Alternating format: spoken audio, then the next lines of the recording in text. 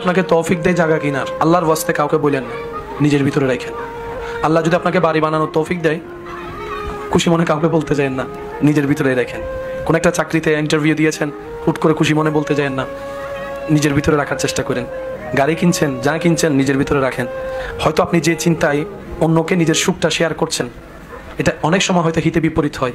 কারণ কেন বলছে এই কথাটা শুনতে একটু অড লাগলো, কিন্তু জিনিসটা বাস্তব। কারণ বদ নজর বলো একটা শব্দ আছে, আর মানুষের কাছের প্রিয় মানুষের বদ নজরটা একটু বেশিই লাগে, নজরটা একটু বেশিই লাগে। আর এই নজর ব্যাপারে নবী রহমতুল্লিল আলামিন হাদিসে পাকে কিন্তু সাবধান করে গিয়েছেন। সেজন্য আপনার এই জীবন চলার পথে আপনার যাই আল্লাহ পাক দিয়েছেন, দিচ্ছেন, দিবেন, নিজের ভিতরে একটু কষ্ট করে সেভ করে রাখার চেষ্টা করবেন। ঘটনা পরিপূর্ণ না হওয়া পর্যন্ত কাউকে বলার দরকার না, হয় হিংসুক বেড়ে যাবে, ঈর্ষাকারী বেড়ে যাবে, নজর দেনেওয়ালা বেড়ে যাবে, প্ল্যানিং করে না মানেওয়ালা বেড়ে যাবে। কাজটা পরিপূর্ণ হওয়ার পরে আগে রবের দরবারে 2 রাকাত শুকরিয়ার আদায় নামাজ করবেন, যে ইয়া রব, আমি যোগ্য ছিলাম না, আমি ছিলাম মাটির, তুমি আজকে আমাকে 4 তলার উপর তুলে দিয়েছো, সুবহানাল্লাহ।